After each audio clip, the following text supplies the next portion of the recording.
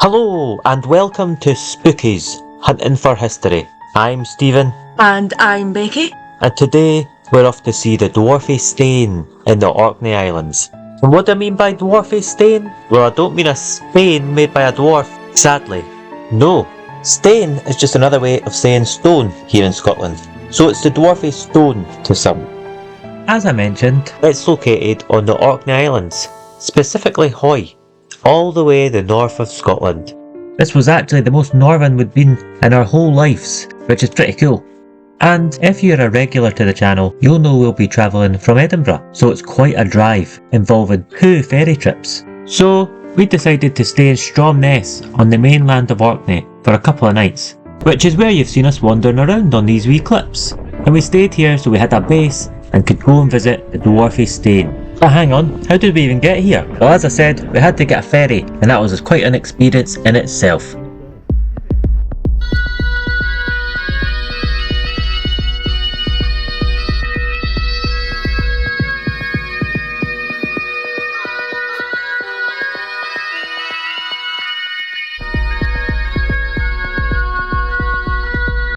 So this is us about to board the ferry from mainland Scotland over to Orkney, Stromness in particular.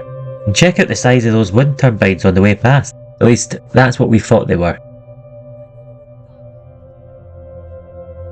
Anyway, there's the ferry over there in the distance, Northlink Ferry, and we're going to get on our way now to Orkney. That's terrifying, eh?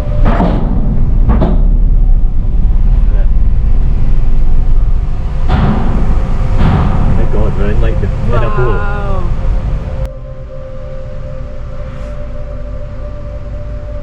Oh my god.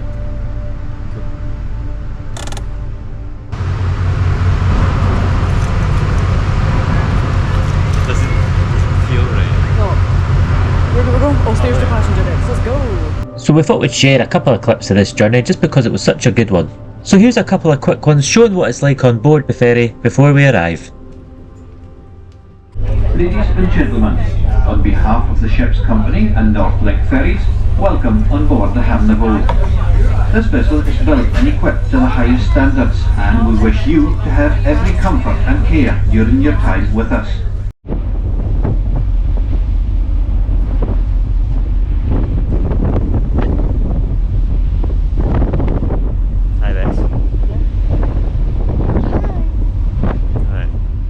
Do you see that singular stack of rock standing just near the centre?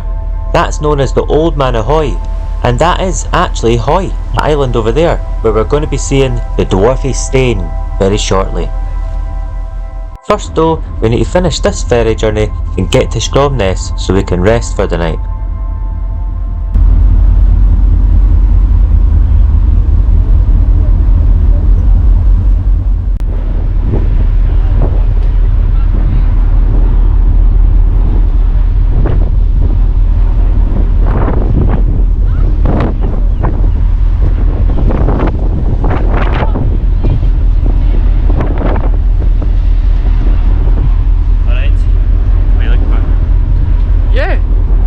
So there you go, that was a really quick version of that journey, and now we're finally at the Orkney Islands. And after spending one night here, we'll be ready to visit the Dwarfie Stane. Personally, I couldn't wait. I think that the stone is one of Scotland's greatest mysteries, so I just couldn't wait to see it. Anyway, here we are on the Orkney Islands, time to get some sleep. First thing the next morning, and we were on our way to get the ferry to Hoy, to finally see the Dwarfie Stane. This ferry was a lot smaller than the last one and a lot windier, but the journey was also a lot shorter, though very, very windy. Anyway, here we are parking up on the ferry. And you know what? I'm always surprised how well this wee car holds up. It has been all over Scotland and it's still going strong. Touch wood. And did I mention it was windy? So windy that I thought my phone was going to blow out my hand every time I took it out my pocket. So I just never. Now then, here we are, arriving at Hoy.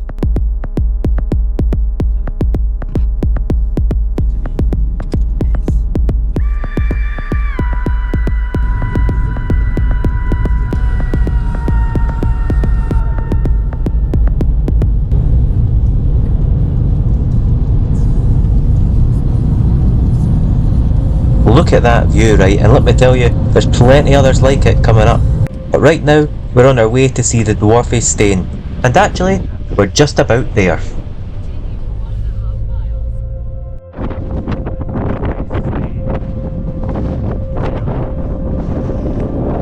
So here we are in the area, getting very close now, and if we zoom in all the way, you can get our first wee glimpse at the Dwarfie Stane, away there in the distance. And we're going to walk all the way over there now to get a closer look at it, but just look at this place, it's amazing, isn't it?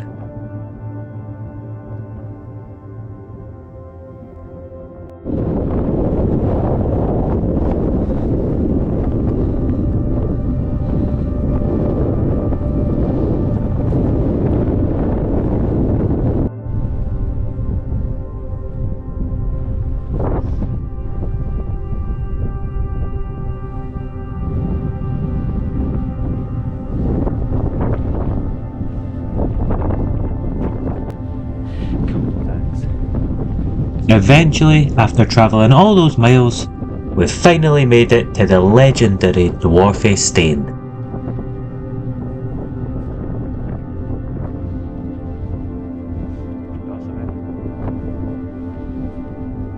So, what is this stone sitting in the middle of this moorland said to be?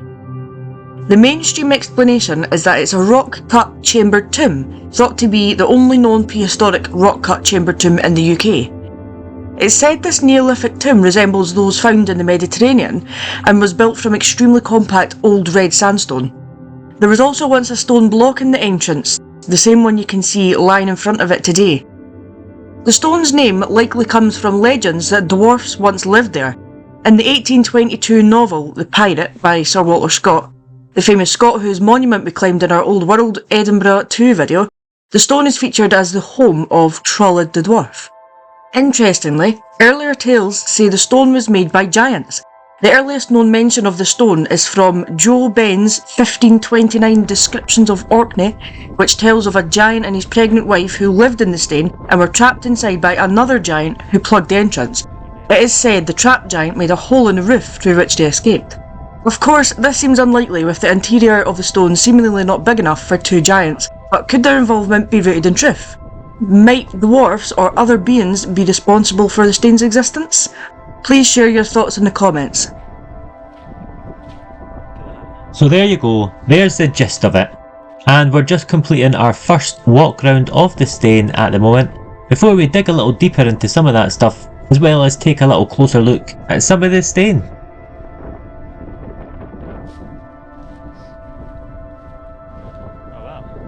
Here's a little point I just wanted to note, where you can see a wee recess as it goes down to the actual base of the Stane, apparently.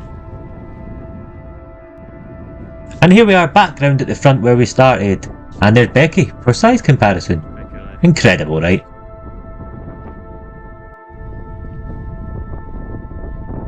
So, as we looked at the Stane, started to question this point here. It looked different from the rest, at least to us. I remembered that I'd actually brought Pocock's book in my backpack, believe it or not, because I knew that he speaks about the Stane in it. Richard Pocock was an English-born churchman, traveller and travel writer, as described on Wikipedia. He did 3 tours of Scotland, of which his notes are compiled in the book Tours in Scotland. In his 1760 tour, he mentions the Dwarfie Stane and his visit to Hoy, even including a drawing that you can see here. And right enough, look at that, he includes the hole in the top of the Stane. Pocock thought that one of the carved areas inside was perhaps a hearth, with this hole made to carry off the smoke. Interestingly, he notes that the stone is 7 inches thick here, while sharing his thoughts that the stone was undoubtedly the habitation of a hermit. It also looks like Pocock kept an eye out for a wee bit wildlife just like we do, noting that there were plenty of grouse there, but no deer, hares, foxes and so on. Sadly, we didn't see much out here at all either, not even one grouse.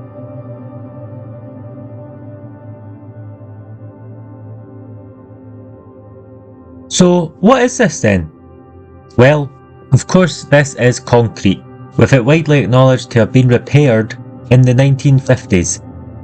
I also thought it was important to note another point mentioned in this quote, which is that in the early Joe Ben account, the entrance is still blocked, meaning that the massive stone blocking the entrance was removed sometime after the alleged date of that account, which is 1560. This early account also tells us that there was a hole present there, meaning that that too dates back to that early date. It's probably important to note though that, as pointed out by megalithics.com, the original manuscript was in Latin and is now lost, with modern version based on 3 Latin transcripts of the original, which differ from each other considerably. Anyway, let's continue our first look around, and now we're going inside.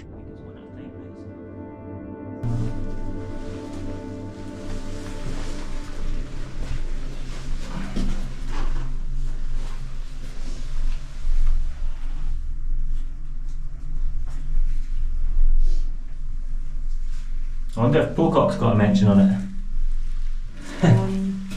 And the Stane.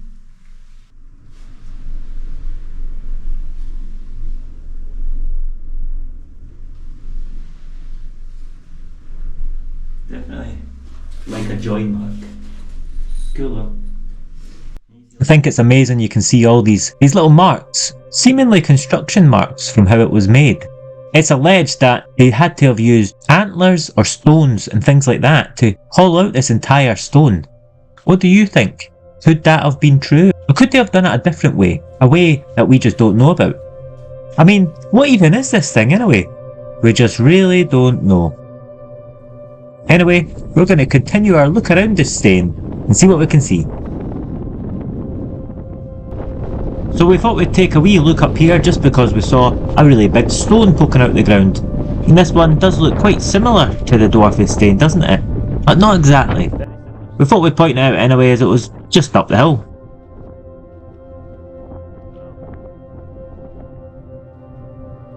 And just to note, the cliffs that you see there are actually known as the Dwarfie Hammers. This rock face overlooks the area where the Dwarfie Stane is, which Orkney landscapes describe as a morainic complex, meaning it consists of earth, rocks and other material carried and deposited by glaciers. I like it because it's big and square, and look. I like these bits, because they make me think of massive fingers. There's a few of them in that. I know it's silly, it's probably water pills, but can't help the mind wandering it. And what's that? What's that?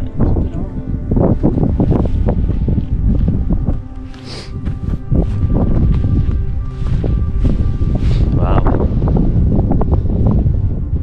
Anyway, here's a complete walk round of the Dwarfie Stane. Please do share your thoughts in the comments about what you think this thing is. Cheers, and back in a wee minute.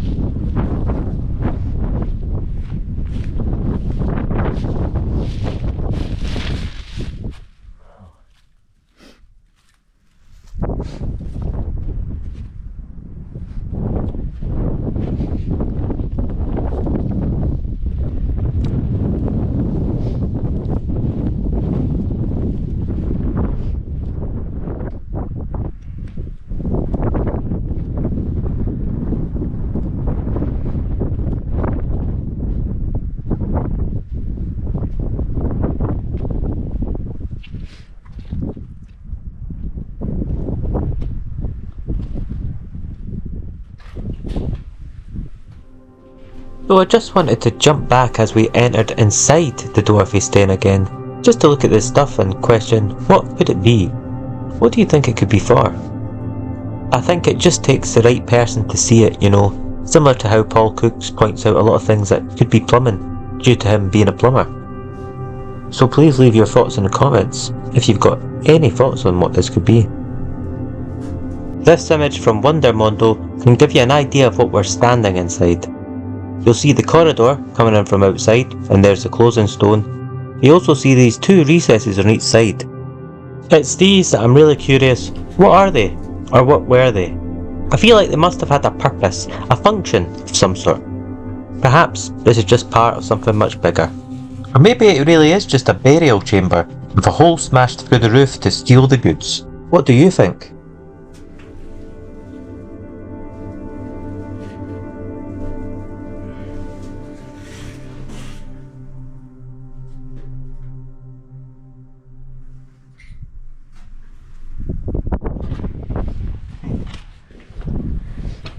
Yo. News.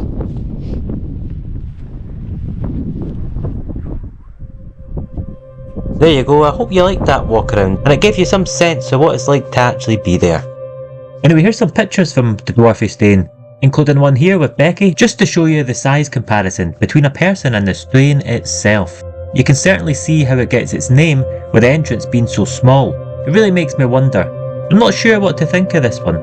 When you look at some of the parts up close, you know, the lines that are going in completely separate directions, it really makes me wonder, could this be some sort of geopolymer block?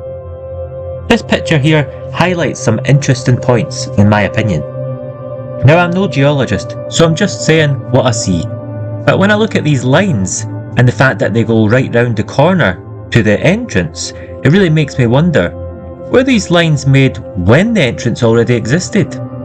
Or are they part of its creation? Are they marks left over from the creation process? Because if these are marks from erosion, from ice ages scraping through the rocks, then how does it go into the entrance, unless that entrance was already there to begin with? Whatever the explanation, one thing's for sure, this thing is really old, and we have no idea what it was for. If we look at this picture a little more, you can also see what looks like different layers of rock, or could this have been geopolymer at one point, a liquid sort of rock? What do you think?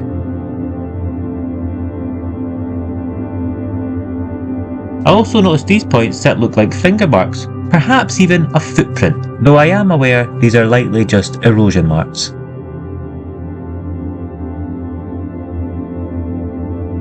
Anyway, our time at the Stane is almost up, but don't worry, we've still got plenty more coming in this video, as we take a little look around Hoy in the remaining time that we've got left. For now though, please enjoy these final sights of the Dwarfie Stane, and let us know what you think about it in the comments. Cheers!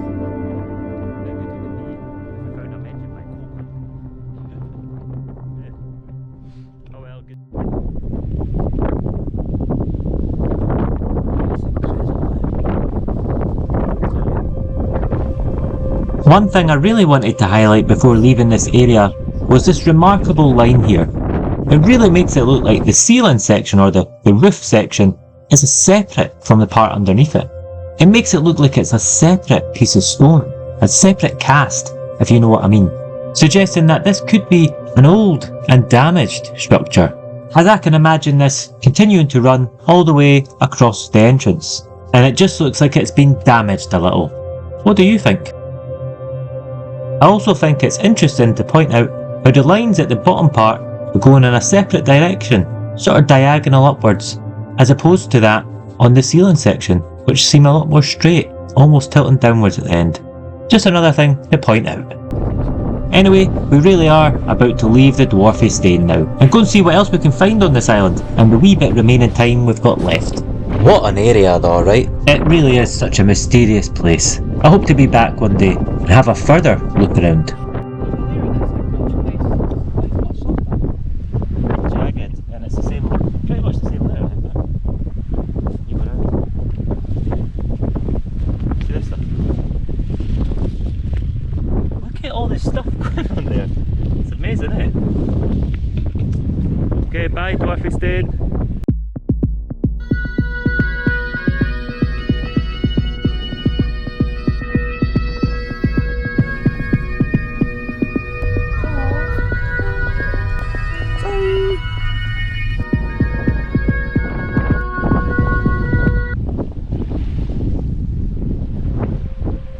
So after a very short drive we found a place to get some food, and while parking there, look what we saw just chilling out in the water.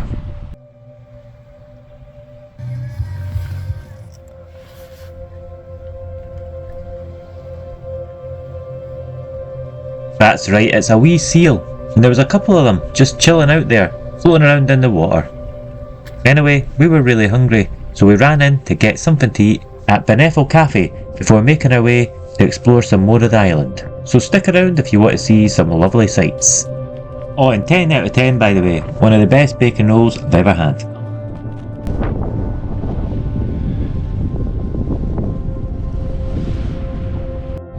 With the couple hours we had left, we thought we would go and explore down at Ratquick Beach, because it's meant to look really nice down there. So here we are on our way to see what we could see. Now Ratquick Beach isn't located too far from Dwarfie Stane, and we had to drive past it again to get here. We'd saw some really cool pictures of this place online, so we wanted to see it for ourselves. Here we are arriving at the car park. And look, a wee bit wildlife, or millions of wee bits of wildlife for you there. Here we are anyway, as we make our way towards the beach.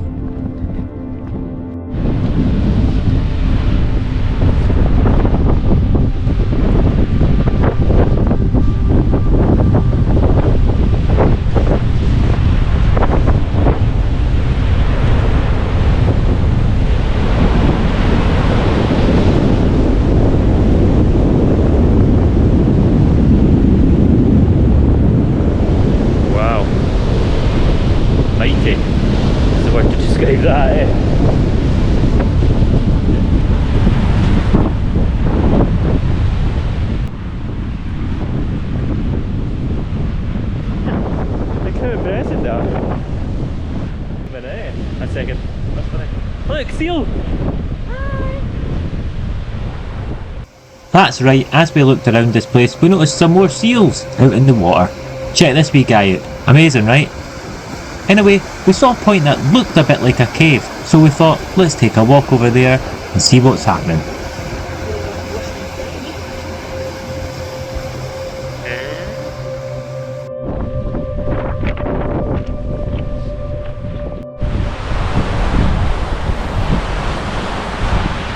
Wow! What is this? Like concrete down wood? I've never seen that done before. What's that for? Oh. Is that what they do with them? Look! Who knew, eh? I never knew. I've seen that in my life. It's pretty cool. Here's the cave looking area. How cool does it look, right? It was a lovely spot, so we took plenty of pictures and had a good look around.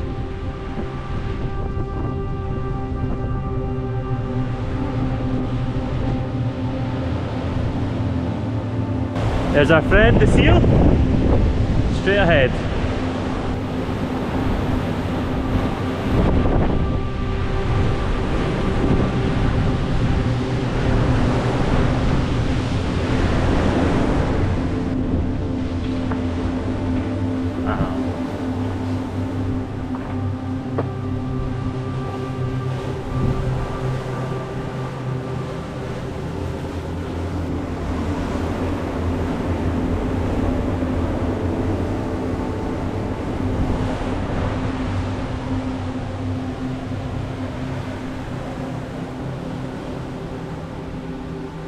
What a gorgeous area, right? And here's some photos that we took while we were there.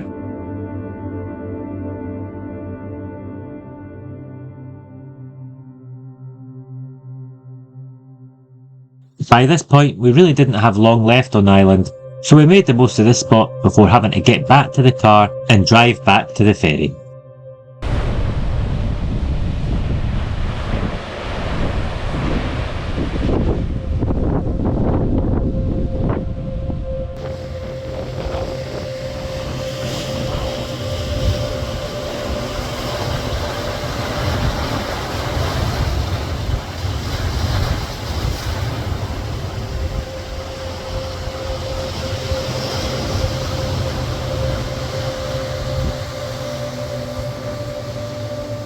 Oh, and just before we leave here, here's another wee bit of wildlife I noticed in the rocks just next to the cave.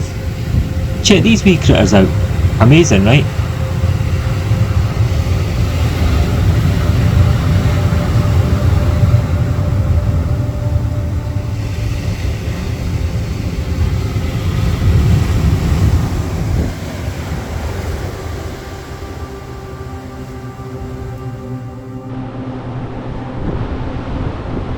Thanks, buddies.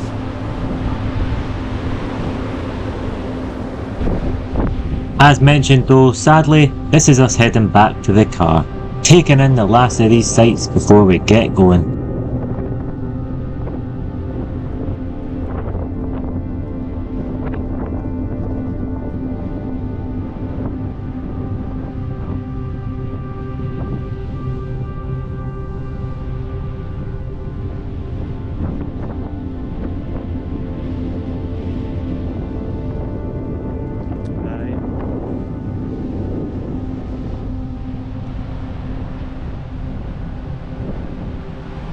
So it was only for a matter of hours, but we had a truly amazing time on the island of Hoy, and we really do intend on coming back one day and doing a wee bit more exploring. Anyway, as I said, we had to catch the ferry back to the mainland of Orkney, so we had to get a move on and say our farewells to Hoy. Not too fast though, as there's still one more stop that we want to make before leaving, and that is to the Lady of Hoy's grave. The Lady of Hoy, of which she has come to be known, or Betty Corrigall, was a woman who lived here on Hoy. In the 1770s, it's said that Betty had a short romance with a young man, and that she became pregnant. Unfortunately, this man supposedly went back to sea, never returning to or contacting Betty ever again, leaving her completely heartbroken, pregnant, unmarried, and without much in the way of support. Back in those days, this likely would have been seen as a very shameful position to be in. Adding to her pressures, tragically Betty tried to drown herself, miraculously being rescued by some of the local residents. A few days later though, nobody was able to help, as Betty was found to have hanged herself. Supposedly because of the laws at the time, Betty was laid to rest outside of the parish boundaries in an unmarked grave. It wasn't until many years later that her remains were discovered by peat diggers, and after being reburied and dug up many times over the years, she eventually got this proper headstone in 1976. What a truly tragic tale, right? Oh, Betty's resting in peace, Betty and the wee one. An interesting wee point to note is that Cocock visited here in the 1760s, and Betty's story was said to have taken place in the 1770s, meaning that she might have been just a wee girl living on this island when Pocock was here. What a small world, right? I wonder if their paths ever crossed, or if they even saw each other. Who knows? Anyway, we thought this was a really important story to share, but now it was time to go back and catch the ferry to the mainland.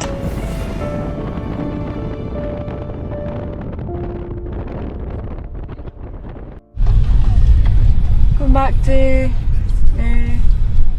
Orkney, as in the mainland Orkney. Bye Hoy! Bye bye! That's right, it's the end of our trip to Hoy, and it's also the end of this video. Thanks so much for joining us on our visit to the Dwarfie Stane. What do you think of it? It's a truly mysterious place, and I think there's more to it than meets the eye. If you liked this video, please consider giving it a wee like. Or maybe subscribe to see more. And why not? Because we've got plenty coming, such as more from Orkney and around other parts of Scotland. Anyway, thanks so much for joining us again today. I'm going to leave you with a wee bit of footage of us on the ferry back to the mainland of Scotland. But until next time, cheerio.